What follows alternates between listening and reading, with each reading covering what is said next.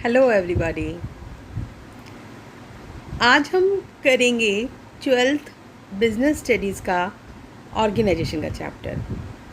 इसके ऑलरेडी हम 2 पार्ट्स कर चुके हैं, what is organisation and its characteristics, and we have talked about its importance and its process also. तो आज हम इसके बारे में क्या पढ़ने जा रहे हैं? आज हम पढ़ने जा रहे हैं कि ऑर्गेनाइजेशन स्ट्रक्चर जो होता है उसके मेन जो 2 टाइप्स हमारे चलते हैं ना, आज हम उसके बारे में पढ़ेंगे। तो 2 टाइप हमारे कौन कौन से हैं? ऑर्गेनाइजेशन स्ट्रक्चर हमारा किस टाइप का हो सकता है? एक हो सकता है फॉर्मल और एक हो सकता है इनफॉर्मल।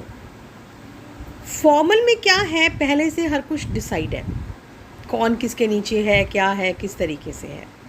लेकिन इनफॉर्मल में कुछ भी डिसाइड नहीं है। ठीक है, तो चलिए हम इनके बारे में बात करते हैं कि ऑर्गेनाइजेशनल जो फॉर्मल ऑर्गेनाइजेशन है वो वहाँ पे क्या है कि यहाँ पे ऑलरेडी ये मैनेजमेंट ने डिसाइड कर रखा है कि कैसा होगा और किस चीज़ के लिए बनाया जाता है, किसी भी एक काम को पूरा करने के लिए, है ना। मीन्स कि एक इसके बर्नार्ड हैं, चेस्टर बर्नार्ड, उन्होंने भी बहुत अच्छी इसकी डेफिनेशन दी है। पता है क्या दिया उन्होंने क्या बोला कि एक ऑर्गेनाइजेशन जो है वो एक फॉर्मल है कब? व्हेन द एक्टिविटीज़ ऑफ 2 और मोर पर्सन, कि जब 2 या 2 से ज़्यादा लोग जो हैं वो लगातार आपस में तालमेल स्थापित करते हैं, किस चीज़ के लिए? जो भी उनको एक कॉमन ऑब्जेक्टिव पूरा करना है ना। जब उनकी दोनों की जो एक्टिविटीज़ हैं वो किसी भी कॉमन ऑब्जेक्टिव को पूरा करने के लिए अगर वो जानबूझ के लगातार कोऑर्डिनेट करते हैं तो हम उसे क्या कहते हैं? Formal organisation. पता चला? तो अगर मैं कहूँ कि अब इसकी कैरेक्टरिस्टिक्स बताओ तो आप बता सकते हो ना। सबसे पहली चीज़ इसमें क्या है कि it has defined interrelationship. हर कुछ इसमें पहले से डिसाइड है, पहले से हमें रिलेशंस पता है, कौन किसके क्या राइट्स होंगे, किसकी क्या ड्यूटीज़ होंगी, कौन किसको रिपोर्ट करेगा।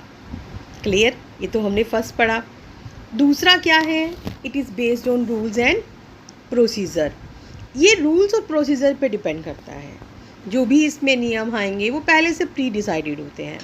जैसे हम प्लानिंग में करते हैं ना कि हमारे ऑब्जेक्टिव डिसाइड होते हैं, है ना। तो ऑब्जेक्टिव डिसाइड होते हैं, उन्हीं के बेस पे तो हम ये बनाते हैं, तो ये उसी के करके हैं। थर्ड क्या है? ये किस पर बेस्ड है? It is based on division of work. यहाँ पे इसका जो मेन बेस है वो डिवीज़न ऑफ वर्क पे है, क्योंकि अलग अलग डिपार्टमेंट्स हैं, अलग अलग सब कुछ है, लेकिन आपस में सभी का कोऑर्डिनेशन है, सभी एक दूसरे से मिलजुल के काम कर रहे हैं, तभी हम कॉमन ऑब्जेक्टिव को पूरा कर सकते हैं, अदरवाइज़ नहीं हम कर सकते हैं, है ना। It is deliberately created. ये हमने जानबूझ के बनाया है, अपने आप नहीं बना। हम चाहते हैं इसे बनाना, तो इसलिए हम चाह रहे हैं कि हम अपने ऑब्जेक्टिव्स पूरा करें, तो इसलिए हमने इसको जानबूझ कर बनाया है। It is impersonal. यहाँ पे आपको डिसिप्लिन में रहना है, आपको अपनी कोई पर्सनल फीलिंग्स नहीं देखनी कि मेरा इसके साथ अटैचमेंट है, मैं इसके लिए ये करूँ वो करूँ, ना, कुछ भी नहीं देखना आपको। It is more stable. ये क्योंकि आपकी आवश्यकताओं और इच्छाओं के अनुसार तो बना नहीं, अपने हिसाब से बना हुआ है, तो आप इसमें चेंजेस भी नहीं कर सकते, है ना। आपने तो जो ऑब्जेक्टिव्स डिसाइड कर दिया उन्हीं के अकॉर्डिंग करेंगे, तो यहाँ पे ये ज़्यादा स्टेबल भी होता है। चलिए अगर हम बात करें इसके एडवांटेजेस की, तो एडवांटेजेस क्या क्या रहते हैं इसके? Easy to fix accountability. देखिए, हमने किसी को अधिकार दे दिए तो हम ये कहते हैं कि वो उस काम को पूरा करें, है ना, और उसका उत्तरदायी हम ठहराएंगे। अगर हम किसी को पूछेंगे नहीं, भी हमने किसी को काम दिया और हम उससे पूछ ही नहीं रहे कि वो काम कैसा हुआ, नहीं तो क्यों नहीं हुआ, तो आप काम करोगे? करोगे नहीं। आपकी मम्मा ने आपको काम करने के लिए बोला, आपने काम किया तो ठीक, ना किया तो ठीक, तो नेक्स्ट टाइम मम्मा बोलेंगी, आप तो काम करोगे नहीं, क्योंकि मम्मा पूछती ही नहीं है काम नहीं हुआ तो, या गलत हो गया तो भी मम्मा नहीं पूछती हैं, है ना। तो आपकी अगर यहाँ पे होगा जवाबदेही होगी कि आपने ये काम क्यों नहीं किया, या अगर अच्छे से क्यों नहीं किया, तो आप उस काम को और अच्छे से करोगे। तो यहाँ पे जब हमें पता होगा तो हम उस चीज़ को अच्छे से कर सकते हैं, तो यहाँ पे उसकी अकाउंटेबिलिटी फिक्स हम इजीली कर सकते हैं। No overlapping of works. जब हमारा डिसाइडेड है किसने क्या काम करना है, तो उसमें क्या होगा कि जो काम है उनकी ओवरलैपिंग भी नहीं होगी। 2 बार नहीं काम हो सकता ना, क्योंकि एक ही बंदे को हमने काम बोला हुआ है। और इस तरीके से इसमें क्या है, यूनिटी ऑफ कमांड भी पॉसिबल है, आदेश की एकता भी हो सकती है, क्योंकि वहाँ पे आपकी एक सीरीज़ बनी हुई है, तो आपको एक ही आपका बॉस है, वही आपको ऑर्डर दे रहा है। जब हमारा सब कुछ सिस्टमेटिकली चलता है तो वहाँ पे आप गोल्स भी अपने ईज़िली अचीव कर सकते हो, है ना, क्योंकि जब आप पूरा उनका हर चीज़ का यूटिलाइजेशन अच्छा कर रहे हो। और साथ ही साथ इसका लास्ट फ़ायदा क्या है, स्टेबिलिटी इन ऑर्गेनाइजेशन, क्योंकि सब लोग अपने काम कर रहे हैं, ढंग से कर रहे हैं, अपने अधिकार क्षेत्र में रह के कर रहे हैं, तो उनके टर्म्स भी आपस में अच्छे हो जाते हैं, तो ऑर्गेनाइजेशन भी एक अच्छा स्थिर सा बना रहता है। लेकिन वो कहते हैं ना कि हर चीज़ की अगर एडवांटेजेस हैं तो डिसएडवांटेजेस हैं। ये गुलाब का फूल है, कांटे तो उसके साथ है ना, तो ऐसे ही यहाँ पर भी हैं, लिमिटेशंस भी हैं। क्या क्या लिमिटेशंस हैं? सबसे पहली लिमिटेशन है डिले इन वर्क, क्योंकि यहाँ एक चैनल चल रहा है पूरा, तो अब उस चैनल को चलने में हमारे को काम में तो देरी होगी। इसका एक अच्छा एग्जाम्पल देखो, आप कौन सा समझ सकते हो। आपको ध्यान है, मैंने आपको प्रिंसिपल्स ऑफ मैनेजमेंट जब करवाए थे, उसमें एक मैनेजर प्रिंसिपल था स्केलर चेन का। स्केलर चेन में उसने हमें क्या बताया था कि देखिए ये ऐसे एक बन जाती है, यहाँ पे एक पर्सन है ए, फिर बी, फिर सी, फिर डी, है ना, फिर ई, एफ, जी, एच, ऐसा कुछ था। अगर ए को एच से बात करनी तो वो सीधी नहीं कर सकता, वो अपने बॉस को इस तरीके से कहते हुए फिर यहाँ से यहाँ चलेगा। तो एक तो ये काम था कि वो सीधा का सीधा हो जाता, एक अब वो एक के बाद एक कर रहा है, तो यहाँ पे काम में क्या हो जाएगी, इसमें देरी हो जाती है।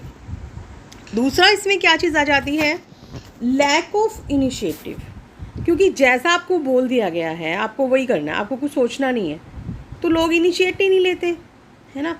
उसमें भी दिक्कत आ जाती है, सोचते हैं भाई हमें तो जैसा बताया गया हमें करना तो वही है, छोड़ो फिर अपनी मर्जी क्या हमें करनी है। तीसरी चीज़ इसमें क्या आ जाती है, मैकेनाइजेशन ऑफ रिलेशंस। एक किस्म से हम कहते हैं ना कि आपको जकड़ दिया गया, उसमें आप अपनी मर्जी के बाहर कुछ कर ही नहीं सकते काम। अब मैं आप लोगों को ये बोलूँ कि भाई आपने बिज़नेस, मैंने आपको सिखाया, ठीक है, पढ़ना बताया, इसको समझाया, अब मैं आपको बोलूँ कि बुक में जो वर्डिंग आपने लिखी हुई है ना, एज़ इट इज़ आपको लिखनी है, आप इससे बाहर नहीं जा सकते, तो आपके लिए कितना मुश्किल काम हो जाएगा। आप तो जकड़े गए। कुछ समझ में आया, हो सकता है कि आप अपनी भाषा में इसको और अच्छे से बता सको, आप अपने व्यूज़ तो नहीं दे पाए ना। अगर बुक के में मैंने सिर्फ बोला कि बुक ही बताना है आपको, तो वहाँ पे भी ऑर्गेनाइजेशन में क्या हो जाता है कि आपने उन्हें ना चाहते हुए भी जकड़ दिया है आपने, क्योंकि उन्हें जो काम बताया उन्हें वही करना है, तो वो जकड़े गए। उनकी नॉलेज का, उनके एक्सपीरियंस का हम कोई फ़ायदा नहीं उठा सकते, है ना। चलिए, ये तो हुई हमारी किसकी बात, फॉर्मल ऑर्गेनाइजेशन की। अब दूसरा कौन सा आता है, इनफॉर्मल ऑर्गेनाइजेशन। ये इसका बिल्कुल उल्टा है, जो उसमें था ना वो इसमें नहीं है, अंतर भी हो जाएगा साथ साथ। चलिए, अब यहाँ पे क्या चीज़ है, ये इनफॉर्मल जो ऑर्गेनाइजेशन है। इनफॉर्मल ऑर्गेनाइजेशन में क्या है कि ये रेफर करता है नेचुरल ग्रुपिंग ऑफ पीपल को। जैसे हम जो लोग हैं आपस में मिलते हैं, एक दूसरे से हैं, तो ये हमारी पर्सनल नीड पे बन जाता है। यहाँ पे ये नहीं है कि आपके ऊपर, जैसे अभी हमने किया था, जैसे मैंने फॉर एग्ज़ाम्पल आपको ये बताया कि यहाँ पे ए है, फिर बी है, फिर सी है, फिर डी है, ऐसा ही बताया ना मैंने आपको, ई, एफ और जी है। अब यहाँ पे एक तो फॉर्मल में क्या था, आप थ्रू प्रॉपर चैनल चल रहे थे, यहाँ से नीचे से बात है तो ऊपर तक, ऊपर से है तो नीचे तक। यहाँ पे कुछ नहीं है, यहाँ पे ए का मन करे ई से बात कर रहा है, सी का मन कर रहा है एफ से कर रहा है, जी से कर रहा है ना। किसी के साथ भी जैसा आपकी इंटरेस्ट है, आपका रिलीजन के बेस पे है, आपकी अच्छी फ्रेंडशिप बनती है, जैसे मर्जी आपकी अपनी चॉइस है, आप अपना वैसे आपका बन जाता है, ठीक है। तो अब उसमें फिर क्या फ़ायदा हो जाता है हमारा, मतलब इसमें आपके जो म्यूचुअल रिलेशन है वो अनकॉन्शियसली बनते हैं, आपकी मर्जी नहीं होती, लेकिन वो अपने आप बन जाते हैं और फिर वो कॉमन ऑब्जेक्टिव के लिए जो है वो काम करते हैं। अब इसकी मेन फीचर्स क्या क्या रहेंगी, एक तो ये कि ये बेस्ड ऑन फॉर्मल ऑर्गेनाइजेशन है, क्योंकि देखो काम तो एक मेन जो चल रहा है वो तो फॉर्मल तो है ही है ना, उन्हीं के बीच में आपके इनफॉर्मल टर्म्स हो जाते हैं। It has no written rules and procedures, क्योंकि अपने आप ग्रुप्स बने हैं, हम नहीं चाहते ऐसा बने, तो कोई नॉर्म्स नहीं होते, जैसा मर्जी बन गया, जैसे मर्जी चल रहा है, अपनी इच्छा से चल रहा है। हमने उसके लिए कोई रूल्स कोई रेगुलेशंस नहीं बनाए। हमारा जब तक मन कर रहा है हम आपस में बातचीत कर रहे हैं, जब तक मन नहीं कर रहा हम उसको नहीं कर रहे हैं, तो कोई दिक्कत नहीं है, अपनी मर्जी चल रही है यहाँ पे, है ना। तीसरा हमारा इसमें क्या आ जाता है, इंडिपेंडेंट चैनल्स ऑफ कम्युनिकेशन। अब यहाँ पे आपका क्या है, अपनी मर्जी है। जैसे मैंने अभी ऊपर आपको बताया था, ए का मन करता था तो सी के पास बात कर लेता है, सी से क्या, सी का मन करता है एच से सीधी बात कर लेता है। मतलब कोई ऊंचा नीचा, कोई बोस, किसी चीज़ का कोई मतलब नहीं, जैसे मर्जी है। और जैसे देखो, औपचारिक जो था, फॉर्मल जो था, वो जानबूझ के बनाते थे, लेकिन इट इज़ नॉट डेलिब्रेटेड क्रिएटिव। ये अपने आप बन जाते हैं अपनी मर्जी से। हम कहते हैं कोई हमारा दोस्त बन गया, क्या आप जानबूझ के किसी से दोस्ती करते हो? नहीं ना, अपने आप ही हो जाती है, हमें पता ही नहीं चलता। तो फिर ऐसा ही हो जाता है कि अनौपचारिक जो है, ये इनफॉर्मल जो है, ये अपने आप बन जाते हैं, ठीक है, इसमें कोई वो नहीं है। नेक्स्ट क्या आता है कि it has no place on organisation chart. यहाँ पे आपको अगर हम ये कहें ना कि भी इसका कोई पूरा एक चार्ट होगा, उसमें सारी जानकारी दी जाए, ऐसा कुछ नहीं होता। It is personal. वहाँ पे हम पर्सनल भावनाओं को ध्यान नहीं देते थे, लेकिन हम यहाँ देते हैं। हम अपने फ्रेंड से जब बातचीत करते हैं, हम ध्यान रखते हैं ना उसको क्या अच्छा लगेगा, क्या बुरा लगेगा, ऐसा ही यहाँ पर भी करते हैं, ठीक है। तो ये पर्सनल होता है। It lacks of stability. देखो, ये स्टेबल नहीं होगा, क्यों? क्योंकि आज आपका किसी से मन मिला हुआ है तो आप उससे बातचीत कर रहे हैं, आपके रिलेशंस अच्छे हैं। हो सकता है कि कल को आपकी उससे लड़ाई हो जाए तो आप उससे बात ही ना करें, हो सकता है ना ऐसा, तो वो तो दूसरी जगह बैठना शुरू कर देगा। तो ये स्टेबल नहीं है। तो ये क्या थी इसकी फीचर्स। चलिए अब आते हैं इसकी एडवांटेजेस की तरफ। अब एडवांटेजेस इसका क्या है, इफ़ेक्टिव कम्युनिकेशन। एक तो क्योंकि बहुत बढ़िया उसका कम्युनिकेशन रहता है, क्यों? देखो, उसमें तो हमें चलना पड़ता था थ्रू प्रॉपर चैनल, जो स्केलर चेन वाला था, है ना। ए को जाया सी तक, एफ तक, जो भी था वो ऐसे ऐसे चलता था। लेकिन यहाँ पे अपनी मर्जी से है, कोई भी किसी से भी मर्जी बात कर रहा है, तो कोई दिक्कत नहीं है। दूसरा, फुलफिल द सोशल नीड्स। अब यहाँ पे जैसे जैसी एक लोगों की थिंकिंग होती है, एक टाइप के लोग सोचते हैं, अपने अलग अलग ग्रुप्स बना लेते हैं, आपस में उनको काम करके अच्छा लगता है, भाईचारा उनका बन जाता है, तो उन्हें अच्छा लगता है। जब हमारी आपस में अच्छी ट्यूनिंग होती है ना, तो हम ऑर्गेनाइजेशनल ऑब्जेक्टिव भी अच्छे से पूरे करते हैं। देखो, आप लोग स्कूल जाते हो, अब तक तो आपको स्कूल का ही पता है ना।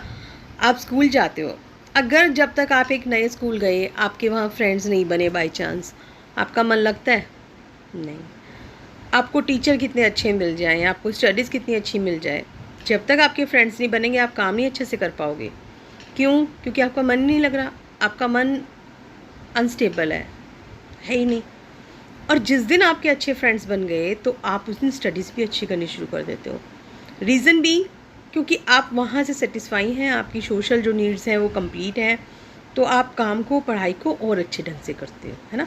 आपको कोई प्रॉब्लम आती है तो आपको इमीडिएटली सॉल्यूशन उसका मिल जाता है, तो यहाँ पे ये बेनिफिट हो जाता है। जैसा मैंने बताया था, पॉजिटिव है तो नेगेटिव भी है। अब नेगेटिव इसमें क्या क्या है, लिमिटेशंस क्या क्या हैं। It creates rumour. अब वो कहते हैं ना कि बातचीत करते हैं, कोई एक बात दूसरे ने बोली, दूसरा तीसरे को बोला, अपनी बातें जोड़ते चले जाते हैं, एज इट इज़ कोई भी नहीं बताता। तो जिससे क्या होता है कि जो रिजल्ट्स आते हैं वो बहुत भयंकर आ जाते हैं। It resist change. ये चेंज भी नहीं करने देते, ये कहते हैं नहीं, जो ओल्ड टेक्निक्स चल रही है ना वही ठीक है, हमें कोई लेना देना नहीं है। Pressure of group norms. यहाँ पे क्या चीज़ है कि कई बार इनफॉर्मल होने से जो वर्कर्स हैं, उनकी जो ड्यूटीज़ हैं सॉरी, वो उनको भूल जाते हैं, काम अच्छे से नहीं करते हैं। अगर एक ने आवाज़ उठाई तो सारे उस पर करेंगे काम, भाई हाँ हम तो ग्रुप में हैं, हमें तो ऐसा ही चलना है। तो इससे क्या होता है कि प्रोडक्टिविटी पे हमारा गलत इफ़ेक्ट पड़ जाता है। तो प्रेशर गलत हो गया ना यहाँ पे। लेकिन फिर भी हम ये कहते हैं कि हर दोनों जो ऑर्गेनाइजेशन है, दोनों के अपने अपने फीचर्स हैं, एडवांटेजेस हैं, डिसएडवांटेजेस हैं, लेकिन जितना आपके लिए फॉर्मल ज़रूरी है ना, तो उतना ही आपके लिए इनफॉर्मल भी ज़रूरी है ना। तो जैसे वो कहता है कि यहाँ पे एक बहुत अच्छी लाइन दी गई है, both formal and informal organisations are necessary for any group action just as two blades are essential to make a pair of scissor workable. क्या मतलब हुआ कि जो कैंची होती है, कैंची की दोनों साइड्स अच्छी होती है ना, शार्प होती हैं, तो वो कपड़ा काटती हैं, अच्छा काम करती है। लेकिन अगर एक उनमें से ब्लेड ख़राब है तो काम अच्छा नहीं होता ना अच्छा। तो ऐसे ही एक ऑर्गेनाइजेशन के लिए फॉर्मल भी होना है, इनफॉर्मल भी होना ज़रूरी है। और जब अच्छा काम कब करेगा, जब वो दोनों होंगे। दोनों नहीं है तो नहीं होगा, ठीक है। तो वो कहता है कि मैनेजमेंट को इसलिए जो इनफॉर्मल है उसके लिए भी वो पॉजिटिव एटीट्यूड रखे। चलिए, अगर मैं आप लोगों को कहूँ कि अब आप इनमें डिफरेंस बताइए, तो क्या आप बता सकते हो? अब तो आप अच्छे से डिफ़ाइन कर सकते हो ना। चलिए, अब देखिए यहाँ पे वो एक डायग्राम की हेल्प से आपको बता रहे हैं कि क्या डिफरेंस है। जैसे जनरल मैनेजर है, तो वो जनरल मैनेजर अगर हम किसी से बात करें, यहाँ पे ये जो लाइनें दी गई हैं कि जनरल मैनेजर को बात करनी है, वो पहले परचेज़ मैनेजर से करेगा, परचेज़ मैनेजर सुपरिटेंडेंट से बात करेगा, है ना। ऐसे ही जनरल मैनेजर प्रोडक्शन से करेगा, फिर ये प्रोडक्शन सुपरिटेंडेंट से करेगा। ये सब एक क्या है, हमारा फॉर्मल है। लेकिन अगर इनफॉर्मल है तो जनरल मैनेजर क्या कर रहा है, डायरेक्ट ही किससे कर रहा है, प्रोडक्शन से कर सकता है। डायरेक्ट ही किससे कर सकता है, परचेज से कर सकता है, मर्जी है उसकी भाई। प्रोडक्शन वाला सीधा किससे कर सकता है, फाइनेंस वाले सुपरिटेंडेंट से कर सकता है। तो ये हमारा क्या है, इनफॉर्मल है। और अगर हम इनको वैसे करें तो बहुत इम्पॉर्टेंट पॉइंट है ये, बहुत इम्पॉर्टेंट टॉपिक है ये, कि difference between formal and informal. तो बहुत इजी है इसको करना जब आपको समझ में आ चुका है क्या, कि यहाँ पे तो आपने अपना जो स्ट्रक्चर फिक्स कर रखा है ये अपने आप बना है। यहाँ पे रूल्स एंड रेगुलेशंस होते हैं, यहाँ पे सोशल नीड्स होती हैं। यहाँ पे क्या होता है, ये जो भी उसमें हमने संगठन में बना रखे हैं, क्रिएट्स कर रखे हैं, जॉब्स वगैरह उसी में है। ज़्यादातर ऊपर से नीचे की ओर चलेगा ये, लेकिन यहाँ पे क्या है, ये ऊपर से नीचे भी हो सकता है, हॉरिजॉन्टल भी हो सकता है, कैसे भी मर्जी हो सकते हैं राइट्स, कोई दिक्कत नहीं है इसमें। बिहेवियर जो फॉर्मल है उसमें पहले से प्री डिटरमाइंड होगा, हमें पता है कौन करेगा, कैसे करेगा, कौन बॉस होगा, कौन उसका वो होगा। लेकिन यहाँ पे तो आपकी पर्सनल अटैचमेंट है, पहले से कुछ भी डिसाइड नहीं है। यहाँ पे जो और ये है, ये स्केलर चेन पे बेस्ड है, लेकिन ये तो किसी भी दिशा में हो सकता है, इसके लिए स्केलर चेन की ज़रूरत ही नहीं है। ये ज़्यादा स्टेबल है, ये कम स्टेबल है ना। और यहाँ पे जो प्रबंधक हैं वो अपने उच्च पदों के कारण नेता होते हैं, कि मीन्स हाई पोस्ट पे हैं तो वो नेतृत्व कर रहे हैं। यहाँ आपकी मर्जी है, आपने अपनी मर्जी से नेता को चुना है। तो ये था हमारा आज हमने जो किया कि ऑर्गेनाइजेशन के जो स्ट्रक्चर के दो फॉर्म्स हमने किए, फॉर्मल ऑर्गेनाइजेशन और इनफॉर्मल ऑर्गेनाइजेशन। तो स्टूडेंट्स ये बहुत इम्पॉर्टेंट टॉपिक है, difference between formal organisation and informal organisation. एक चीज़ आपको और बताती हूँ, अगर आप याद नहीं करना चाहते ना, तो अगर आप एक क्वेश्चन करते हैं तो आप उसी से 2-3 कर सकते हैं। जैसे देखो, यहाँ पे आपने किया फॉर्मल और इनफॉर्मल में आपने डिफरेंस कर लिया। अब आपको क्वेश्चन आ गया कि what do you mean by formal organisation. आप यहाँ से इसका मतलब बता दीजिए कि भाई ये मतलब है इसका। फीचर्स पूछ ली तो ये एक एक बता दीजिए कि यहाँ पे इसकी नीतियाँ होती हैं, अपने आप ऊपर से नीचे चलते हैं, मतलब ये कितने सारे के पॉइंट्स हो गए, है ना। अनौपचारिक का पूछा, इसकी डेफिनेशन बता दी, उसकी फीचर्स बता दी। डिफरेंस पूछा तो भी ये दोनों हो गया, आपका हो गया ना। 3 क्वेश्चंस आप एक चीज़ से कर सकते हैं, ठीक है। लेकिन पढ़िए इसको मज़े से, आराम से, अच्छे से, इंटरेस्ट से, तो आपको देखना कि बिज़नेस बहुत ज़्यादा स्कोरिंग है, बहुत अच्छे मार्क्स लेता है। तो आज के लिए इतना ही, बाय बाय।